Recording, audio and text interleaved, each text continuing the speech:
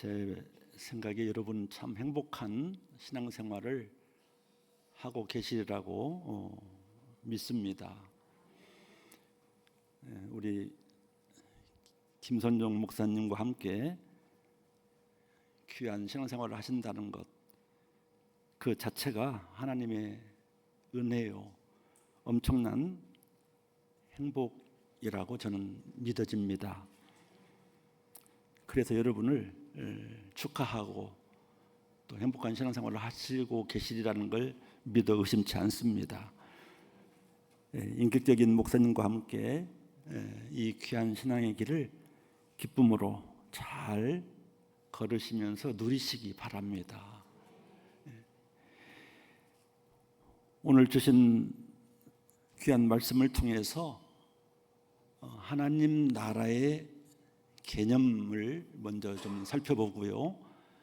또 이어서 하나님 나라의 관점에서의 그런 회개와 믿음에 대해서 살펴보도록 그렇게 말씀을 전개하겠습니다.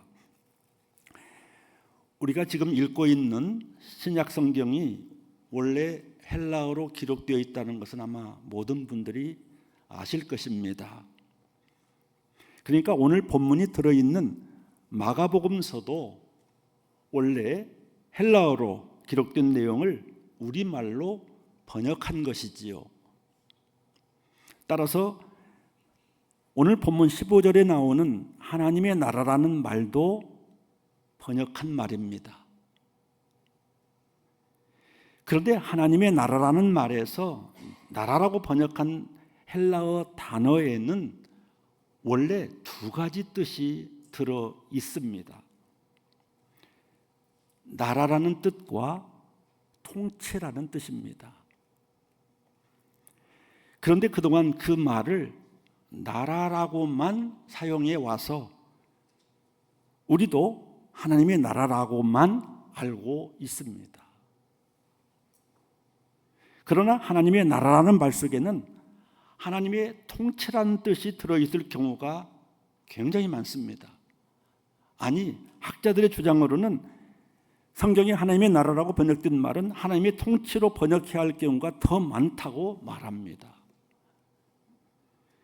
따라서 우리가 성경을 읽다가 하나님의 나라라는 말이 나오면 그 말 대신에 하나님의 통치라고 바꾸어서 읽어도 앞뒤 맥락에 통하게 되면은 그렇게 읽는 것이 좋습니다. 그럴 정도로 나라라는 뜻보다 오히려 통치라고 해석해야 될, 번역해야 될 구절들이 더 많다는 것입니다. 그렇다면 오늘 본문 15절에서도 하나님의 나라라는 말이 나오지 않습니까? 그 나라 대신에 통치라는 말을 넣어서 한번 읽어보도록 그렇게 하겠습니다. 15절에 나오는 하나님의 나라라는 말을 하나님의 통치로 바꾸어서 함께 봉독하시겠습니다. 이르시되 때가 찼고 하나님의 통치가 가까이 왔으니 회개하고 복음을 믿으라 하시더라. 아멘. 그렇게 해도 앞뒤 뜻이 통하지요?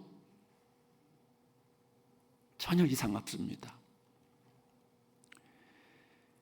하나님의 통치가 가까웠으니 말이 됩니다. 이것은 예수님으로 말미암아 새롭게 시작되는 하나님의 통치를 말합니다. 마가복음이 시작되면서 마가복음서에는 예수님의 탄생 기사가 나오지 않습니다. 1장에 바로 예수님의 사역이 튀어나옵니다. 마가복음서를 기록한 마가라는 분의 관심이 다른 데 있지 않습니다. 예수님께서 선포하시는 그 사역의 아주 근본적인 거기에 초점이 있어서 그야말로 아주 처음부터 주님의 사역의 내용, 핵심을 14, 15절에서 특히 15절에서 언급하고 있는 것이지요. 예수님으로 말미암아 새롭게 시작되는 하나님의 통치를 지금 15절에서 말씀하고 있는 것입니다. 그러니까 14, 15절은 마가복음의 서론이면서 주님의 공적 사역의 시작의 핵심이면서 마가복음 전체의 요약이라고 말할 수 있는 서론이자 핵심적인 내용이 이 14, 15절에 소개되어 있는 것입니다. 예수님으로 말미암아 하나님의 나라, 하나님의 통치가 새롭게 시작되는 것이지요. 그럼 왜 하나님의 통치를 예수님으로 말미암아 새롭게 시작하게 될까요? 그 이전에도 통치가 있었다는 이야기죠. 하나님은 세상을 지으신 뒤 처음부터 세상을 다스리셨습니다. 통치하셨습니다. 그런데 인류의 조상 아담 때부터 인간은 하나님의 말씀을 따르지 않았습니다. 하나님의 통치에 순종하지 않은 것입니다. 오히려 사탄의 유혹에 넘어가 사탄의 말을 따라갔습니다. 창세기 3장에 나오는 우리 그 선악과 이야기, 그 사건이 바로 대표적인 출발점이지요.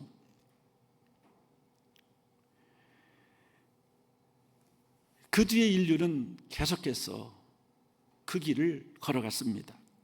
하나님의 통치를 떠나 하나님을 등지고 하나님에게서 점점 멀리 떨어져 나갔습니다. 이것을 성경은 죄라고 말씀하고 있습니다.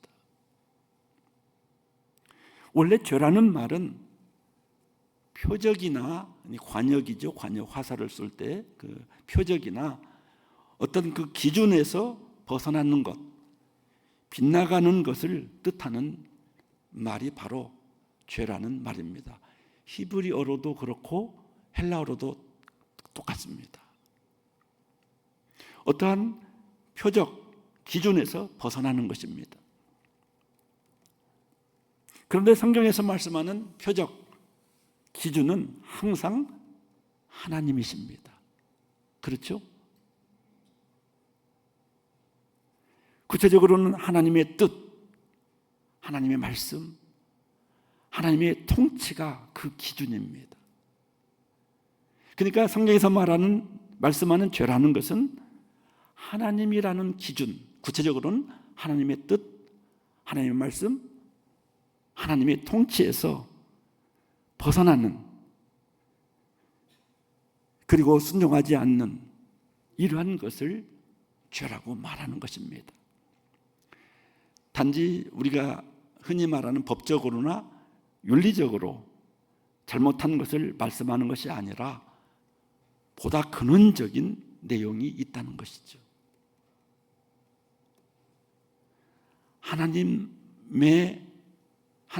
기준, 하나님의 뜻, 하나님의 말씀, 하나님의 통치라는 기준에서 그 관계에서 이탈되는 것 자체가 이미 죄의 시작이죠. 그래서 악행을 행하게 되는 것입니다. 이렇게 죄라는 개념은 결국 하나님의 통치에 어긋난 모든 것을 의미합니다. 인간이 교만과 불순종으로 하나님을 반역하고 등지고 떠난 것 자체가 죄입니다. 이렇게 죄는 하나님과의 관계에서 온 개념입니다. 그러니까 창조 이후 인류는 하나님의 통치를 떠나 하나님을 등지고 하나님에게서 점점 멀리 떨어져 나갔습니다. 죄의 길로 간 것이죠. 그래서 하나님께서는 예언자들을 통하여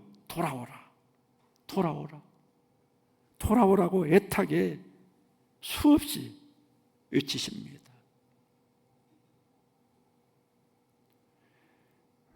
그러나 인류는 하나님께 돌아가지 않았습니다. 급기 하나님께서는 구약성경에 나오는 언약의 약속대로 아드님 예수 그리스도를 메시아 그리스도로 보내시고 그 메시아 예수님을 통하여 세상을 새롭게 통치하시려는 장면이 바로 오늘 본문입니다. 이르시되 때가 찼고 하나님의 통치가 가까이 왔으니 회개하고 복음을 믿어라 하시더라. 아멘. 이렇게 이 땅에 오신 하나님의 아들 메시아 그리스도 예수님께서는 새롭게 하나님의 통치를 시작하십니다. 그러니까 본문에서처럼 복음서에 나오는 하나님의 나라는 죽어서 가는 어떤 나라, 낙원을 말하는 것이 아니라 이 땅에 오신 메시아 그리스도 예수님께서 새롭게 통치하시는 나라를 말합니다.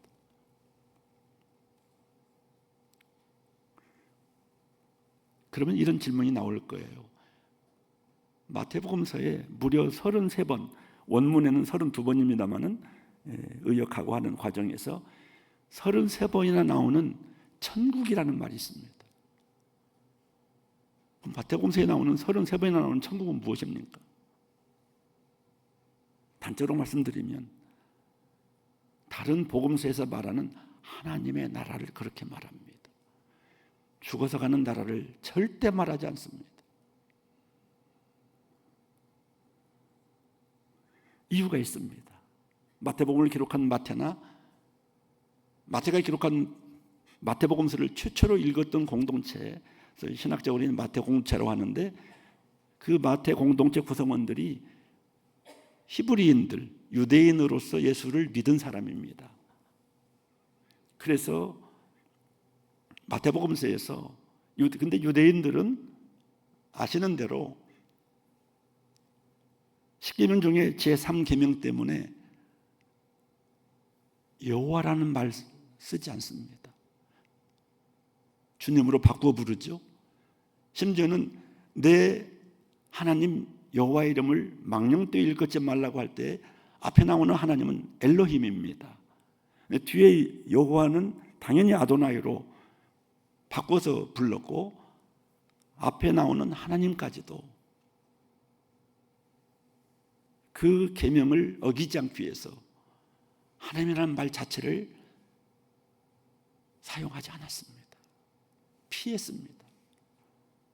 그래서 하나님의 좌소인 하나님의 초월적인 존재를 나타내는 하늘이라는 말을 하나님 대신에 집어넣었습니다. 그래서 하나님 나라가 하늘나라가 되었습니다. 그걸 한자어로 번역해서 우리 성경이 천국이라고 넣어놨습니다. 하늘천 나라국 좋죠. 근데 그 천국은 우리가 가는 죽어서 가는 낙원을 말하지 않습니다. 전혀 말하지 않습니다. 마가복음서나 누가복음서에 요한복음서에는 천국이라는 말이 한 번도 안 나옵니다. 마태복음서에 33번까지 나오는 중요한 어휘라면, 근데 하나님의 나라와 다른 어휘라면 마가복음서, 누가복음서, 요한복음서에 안 나올 리가 없죠. 그것만 보더라도 마태복음서에 나오는 천국은 그냥 하나님의 나라를 그렇게 표현한 것입니다. 이 사실을 꼭 기억하시게 된다면 하나님의 나라의 개념을 하나님의 통치 개념으로 우리가 함께 이해할 때에 아까 그러한 함정들을 피할 수가 있을 것입니다.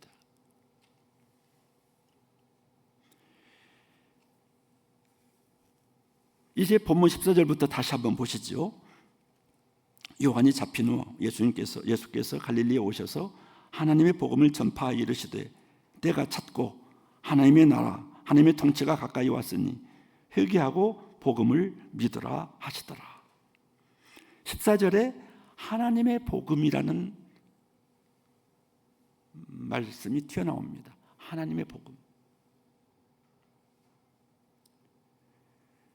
세례 요한이 잡힌 뒤에 예수님께서 하나님의 복음을 전파하십니다.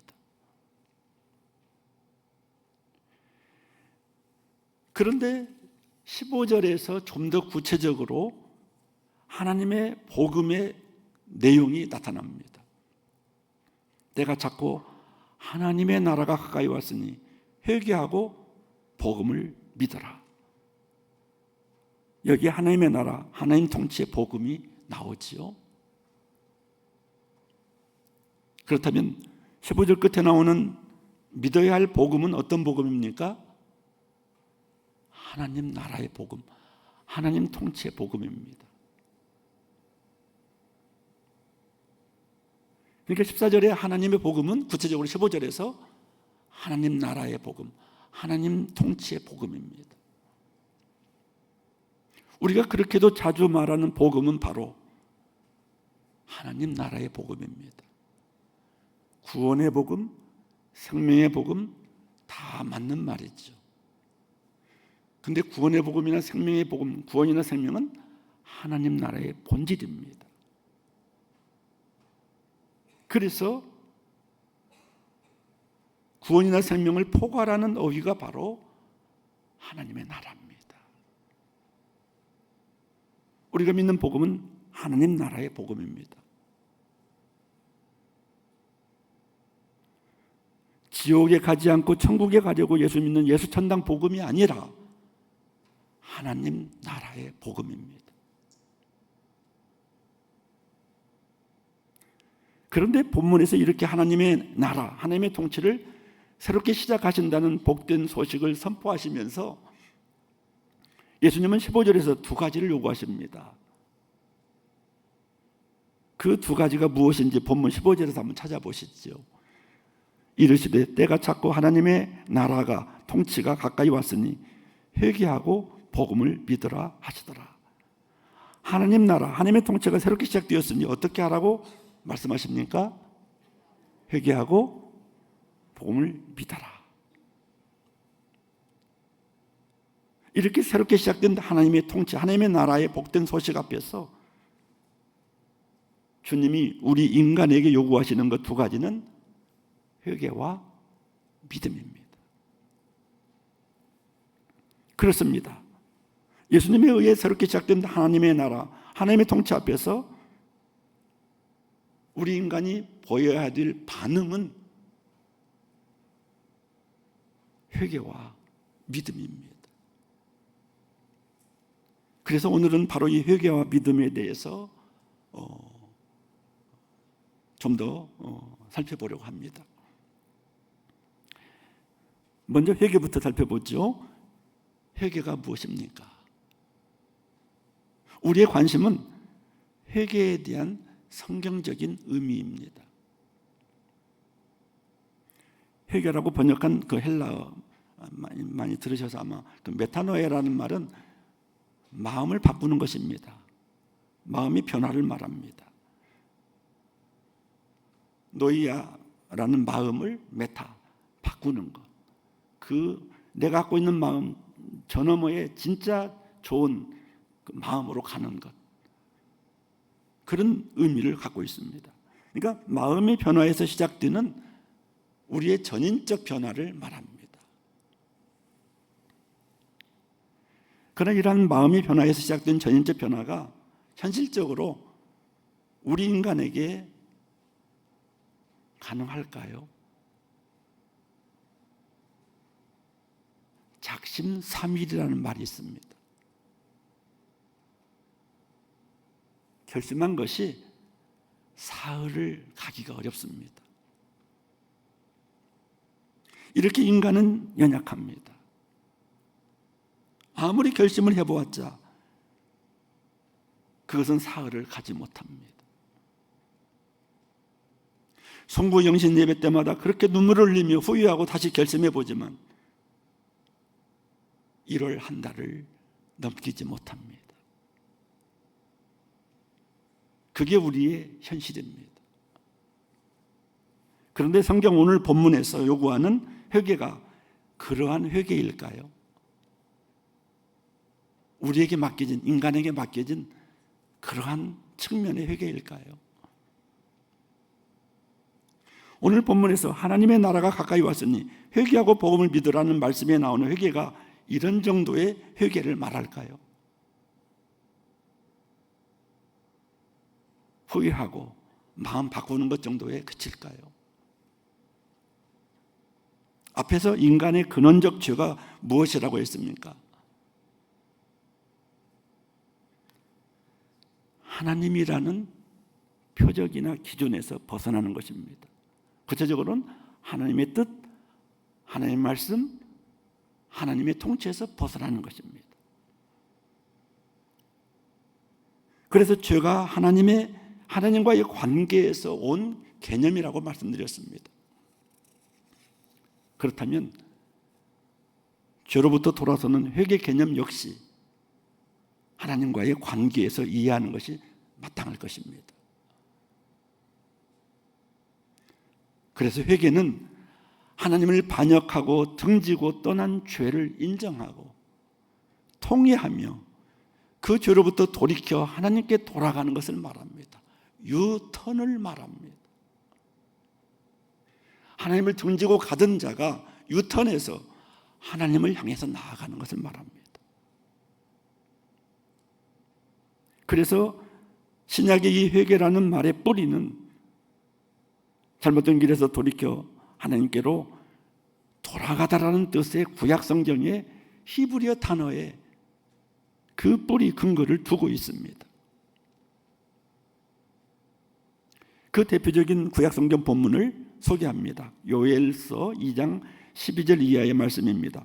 여호와의 말씀에 너희는 이제라도 금식하고 울며 애통하고 마음을 다하여 내게로 돌아오라 하셨나니 너희는 옷을 찢지 말고 마음을 찢고 너희 하나님 여호와께로 돌아올지어다. 아멘. 여기 두 군데 나오는 돌아오라, 돌아올지어다, 이것이 바로 회개의 핵심입니다. 본질입니다. 후회나 이런 고치는 정도의 어휘가 따로 있습니다만은 히브리어에 보다 본질적으로 하나님과의 관계를 회개를 잘 말씀해 주는 어휘가 돌아가다라는 것입니다. 하나님께로 하나님을 등지고 갔던 자가 하나님을 향해서 유턴해서 돌아가는 것, 이게 바로 회개의 핵심인 것이죠. 그래서 아까 요엘서 2장 12절 13절 전반부를 세번역 성경에서는 아예 12절에 회개라는 말을 넣어서 의역을 시켜버렸습니다. 지금이라도 너희는 진심으로 회개하여라. 나 주가 말한다. 금식하고 통곡하고 슬퍼하면서 나에게로 돌아오너라. 세번역 성경은 요엘서 2장 12절 13절 전반부를 이렇게 번역해 놓고 있습니다. 금식하면서 울고 애통하는 마음이 있을지라도 돌아오지 않으면, 하나님께로 돌아오지 않으면 진정한 회개가 될 수 없습니다. 그러나 하나님께 돌아가 무릎을 꿇는 죄인은 진정으로 울며 애통하지 않을 수 없습니다. 마음을 찢으며 통회하지 않을 수 없습니다.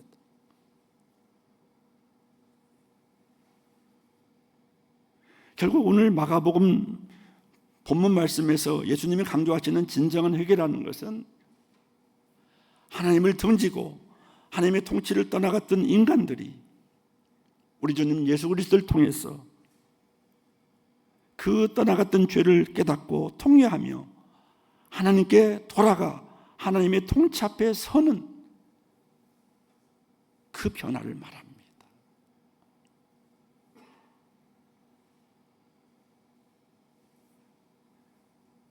아무리 후회할지라도 돌아가지 않으면, 하나님의 통치 앞으로 나아가지 않으면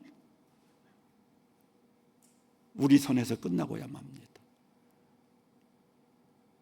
진정한 회개를 우리 인간이 담보할 수 없습니다. 하나님의 통치 앞에 나가 무릎 꿇는 것, 그것이 진정한 회개인 것입니다. 이러한 회개의 참모습을 우리가 누가복음서 15장에서 찾아볼 수 있습니다. 잘 아시는 대로 누가복음서 15장에 비유 3개가 나오죠. 근데 그 비유 3개가 나오기 전에 1, 2절에서 그런 말씀이 나옵니다. 예수님께서 세리와 죄인들하고 이렇게 예수님 말씀 들으러 나온 그들하고 때가 되니까 식사를 같이 나눕니다. 근데 그 장면을 바리새인들과 서기관들이 보고 예수님을 탓하면서 죄인과 같이 식사한다고 투덜거립니다. 그때에 그것 때문에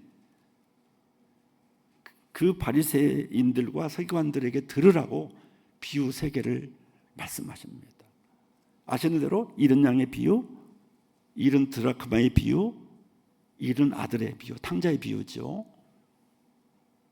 특히 탕자의 비유가 11절 이하에 15장 11절 이하에 잘 나오고 있습니다. 그 아들이 자기 붕치를 가지고 나가서 화랑방탕 다 써버렸습니다. 그가 깨달은 것이 그 15장이 그 내용이 납니다. 내가 하늘과 아버지께 죄를 지었사오니. 그러면서 돌아가게 됩니다.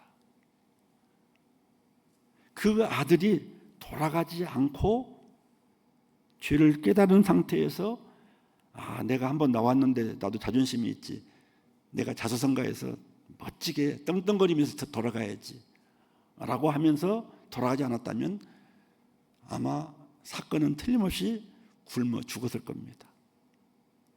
그 아들은 죽었을 겁니다. 근데 설령 어떻게 해서 자수성가해서 떵떵거리고 돌아갈지라도 아버지는 그런 아들을 원하지 않았습니다. 아까 그 하늘과 아버지께 범죄한 사실을 깨닫고 아버지께 돌아가는 것, 그것을 탕자의 비유가 이야기합니다. 그 아들이 돌아올 때 잔치를 벌입니다. 그 잔치가 2절에 나오는 식사입니다.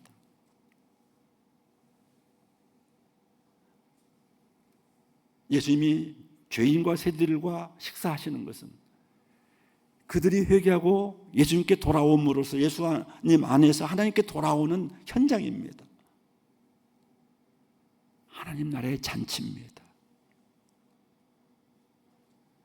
비록 지두성찬은 아니고 아주 소박한 반찬 몇 가지에 불과한 식사일 것입니다.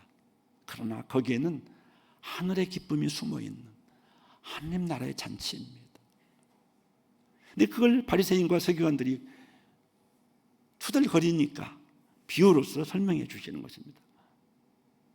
세 비유 다 잔치성이 포함되어 있습니다. 당신이 지금 식사하는 의미를 말씀해 주는 것입니다. 특히 세 번째 비유에서는 어떻든 회개라는 것은 하나님께 아버지께 돌아가는 것이라는 것이죠.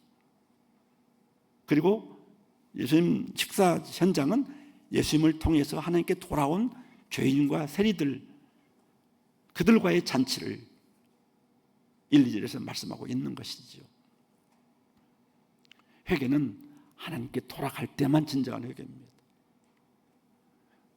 후회하면서 눈물 찍찍 흘린다고 회개는 아닙니다. 감정일 뿐입니다. 하나님의 통치 앞에 돌아가서 통치 앞에 무릎 꿇는 그 현장, 그것만이 진정한 회개인 것을 말씀해 주는 것입니다. 이렇게 구약적 뿌리를 놓치지 않을 때 신약에서 말하는 회개의 의미를 제대로 이해할 수 있습니다. 회개뿐만이 아닙니다. 모든 개념들이 그렇습니다. 신약에 나오는 모든 개념들이 구약에 뿌리를 두고 있습니다. 이 점에 있어서도 여러분은 행복하십니다. 우리 김 목사님 구약학을 전공하셨잖아요.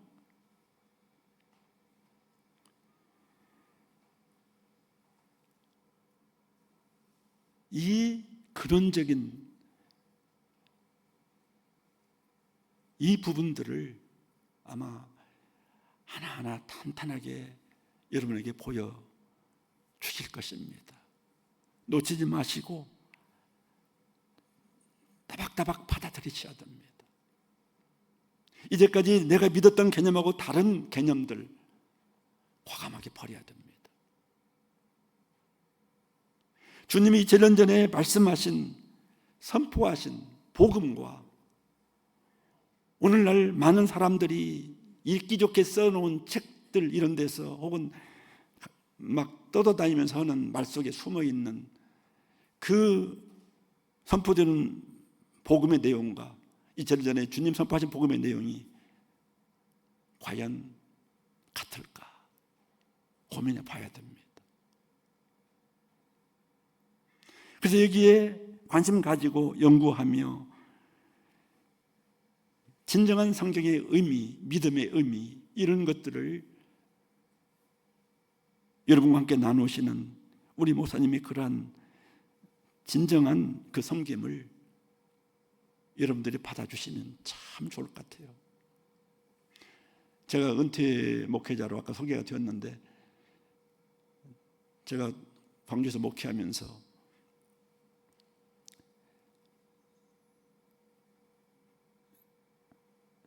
제가 역시 믿어왔던 저희 가정이 조금 복음이 빨리 들어왔어요. 1905년도에 우리 가정에 저희 조부 때 들어왔는데 제가 유아세를 받았습니다. 선교사에게 유아세를 받았습니다. 선교사님에게. 그래서 중학교 2학년 때 이제 입교를 하고 그런 신앙생활을 해왔는데 그 신앙의 여정들 부정할 수 없고 참 감사 은혜의 내용들이지만 제가 신학을 공부하고 말씀을 새롭게 연구하면서 하나님께서 주신 그 은혜들을 비교해 보면 고쳐야 할 것이 굉장히 많다는 것을 깨닫게 되었습니다. 하나님의 말씀을 그 진리 속으로 파고 들어가서 끊임없이 새롭게 그 말씀을 받아들이고 주님이 선포하신 2000년에 선포하신 그 복음의 내용에 근접하는 그러한 말씀으로 연구하고 선포되는 그 말씀들에 관심을 가져야 됩니다. 내가 수십 년 믿었던 것하고 다르다고 해서 고집하면 안 됩니다. 버릴 수 있어야 됩니다. 수십 년을 간직해 왔더라도 잘못되었으면 버려야 됩니다. 주님의 진리의 말씀 앞에서 비추어서 잘못된 것은 과감하게 버려야 됩니다.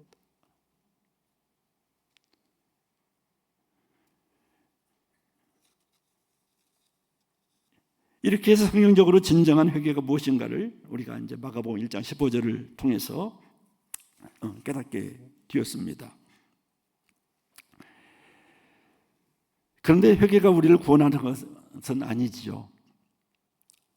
하나님의 통치를 등지고 떠나갔던 자가 돌아와 서서 하나님의 통치를 향하여 나아가는 것일 뿐입니다. 그렇게 가까이 온 하나님 나라, 하나님 통치 앞에서 마저 요구되는 또 한 가지가 있습니다. 믿음입니다. 믿음이 무엇입니까? 내가 믿고 싶은 대로 믿는 게 믿음은 전혀 아닙니다. 내가 믿고 싶은 대로 믿는 건 믿음이 아닙니다. 하나님의 진리의 말씀을 믿는 것이 믿음입니다.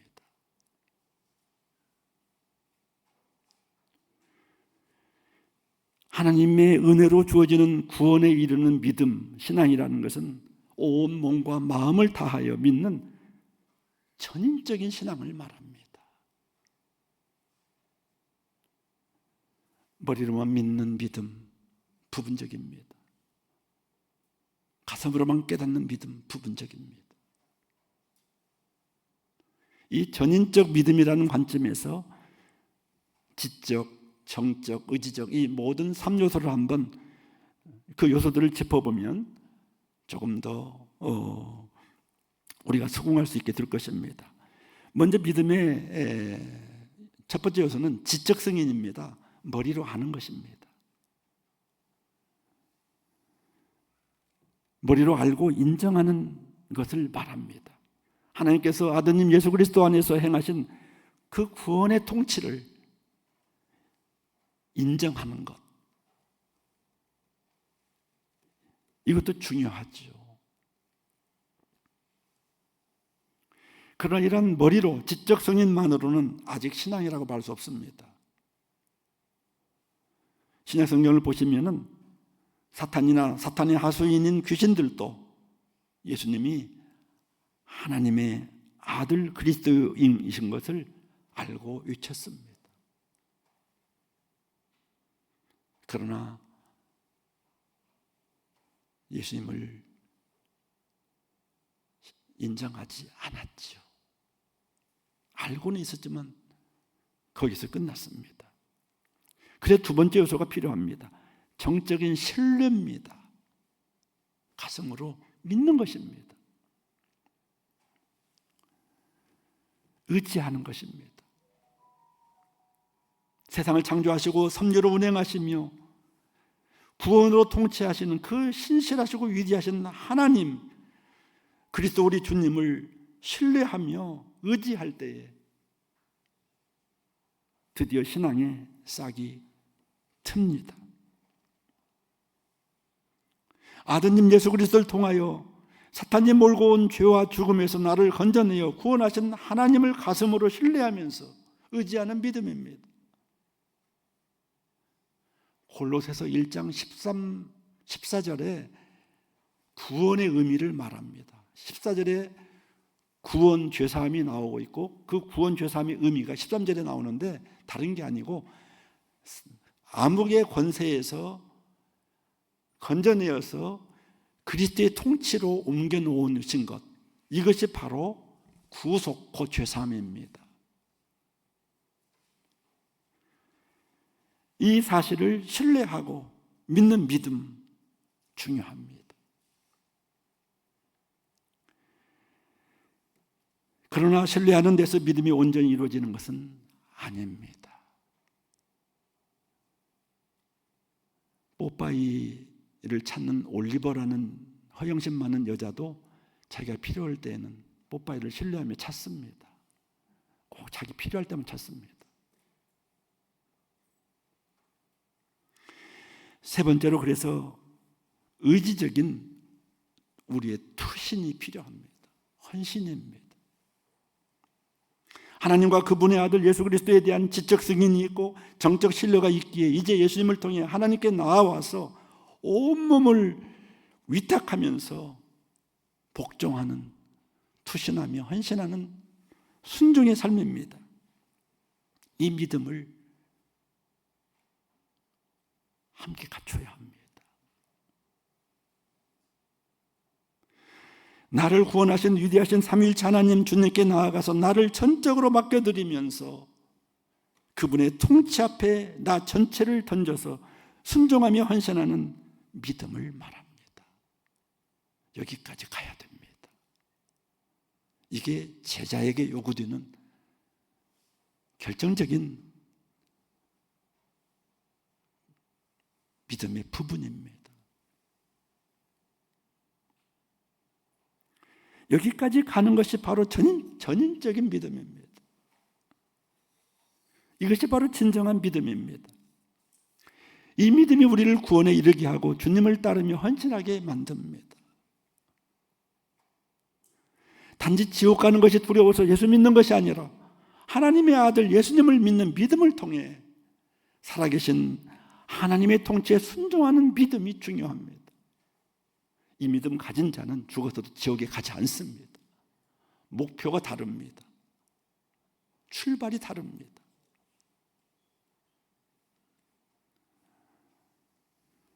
그렇기 때문에 구원의 확신보다 더 중요한 것은 구원의 증거입니다.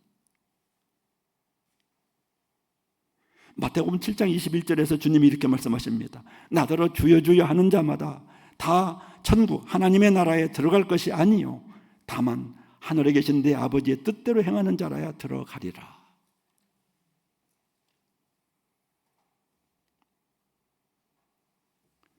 믿음이 삶으로 입증되는 구원의 증거가 중요합니다. 구원의 확신은 두 번째 단계에서 계속 머물게 만듭니다. 내 기분 따라서 아침에는 구원의 확신이 있었는데 낮에 좀 이렇게 살다 보니까 내가 과연 구원을 받았는가? 그런 감정의 기복에 따라서 달라질 수 있습니다. 더 중요한 건 구원의 증거입니다. 나에게서 구원받은 자의 삶의 열매들이 맺혀지는 그 증거가 중요합니다.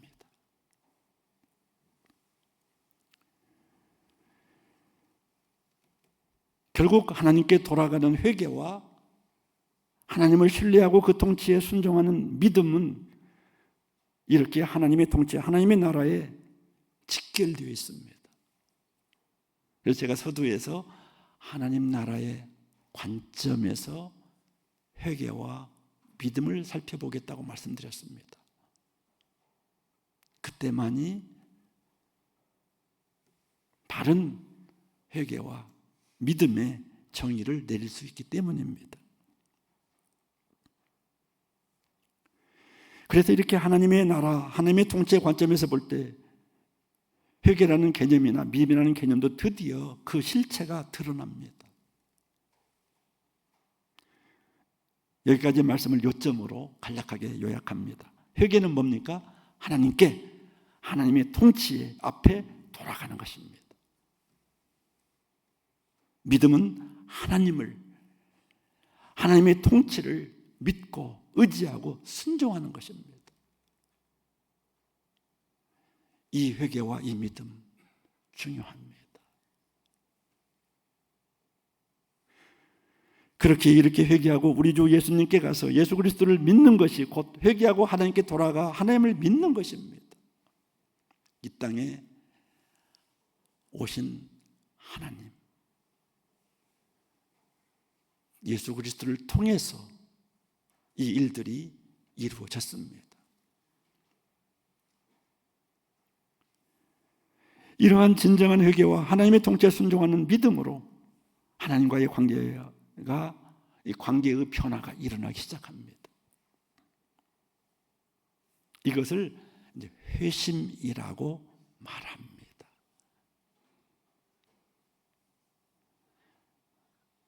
믿지 않았던 자가 믿음을 통해서 신앙생활을 하는 아주 결정적인 것입니다.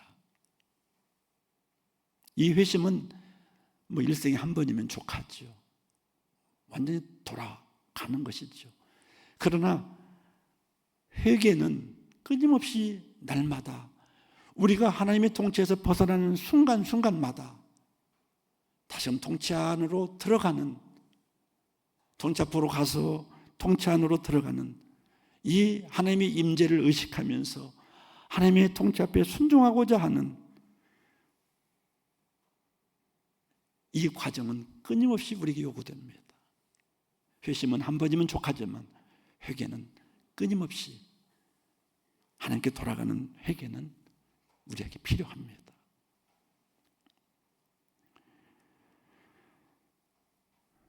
하나님과의 관계성이 변화되면 하나님의 뜻을 다르게 되고, 아까 우리 445년 찬송할 때 2절에서 캄캄한 밤에 다닐지라도 주께서 길 되신 그 길을 이탈하지 않습니다. 그 길 따라갑니다. 우리 예전도 연합회에서 찬양했던 주님 따라 그 길 가는 것입니다. 주님을 등에 업고 내 뜻을 이루는 것이 아니라 내 뜻을 내려놓고 주님의 뜻, 주님의 길, 주님의 통치 앞에 순종하며 그 길을 가는 것이 믿음입니다. 오늘날 내 뜻을 이루기 위해서 하나님의 능력을 이용하고자 하는 그런 잘못된 신앙에 빠지기 쉽습니다. 기도는 내 뜻을 이루기 위해서 하나님께 부르짖는 것이 아니라 하나님 뜻에 내 뜻을 내려놓기 위해서 무릎 꿇는 것이 기도입니다. 하나님의 뜻을 추구하는 것입니다. 이 모든 것들이 믿음의 진정한 요소를 통해서 이해할 수 있게 됩니다. 사랑하는 우리 중앙교회 성도 여러분, 우리는 끊임없이 하나님께 돌아가 하나님의 통치 앞에 무릎을 꿇어야 합니다. 하나님께 돌아가서 하나님의 통치 안으로 들어가서 순종하는 일이 날마다 순간마다 일어나야 합니다. 이러한 영성훈련은 결국 하나님의 나라를 살아내는 훈련입니다. 여러분 모두 날마다 순간마다 하나님의 다스리심에 순종함으로 지금 여기서부터 하나님의 나라를 누리며 살아내시기 바랍니다. 이런 분은 당연히 죽어서 낙원에 이르고 주님 다시 오셔서 완성하실 하나님 나라에 당연히 이어집니다. 특히 하나님 나라의 표징인 정읍중앙교회에서 가장 소중한 기관 중 하나인 우리 예전대 회원들께서는 마땅히 이러한 신앙생활을 하면서 주님과 주님의 몸된 교회를 섬기시기 바랍니다.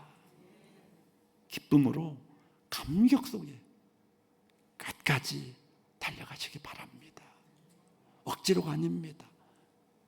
주님의 통치에 순종하기 때문에 가능합니다. 주님께서 끌어가시고 다스려 주시고 인도하십니다. 우리는 순종하며 따라갈 뿐입니다. 사랑하는 여러분 모두 이 귀한 믿음의 길을 놓치지 않고 끝까지 달려가시기 바랍니다. 기도드리시겠습니다. 자비로우신 아버지 하나님,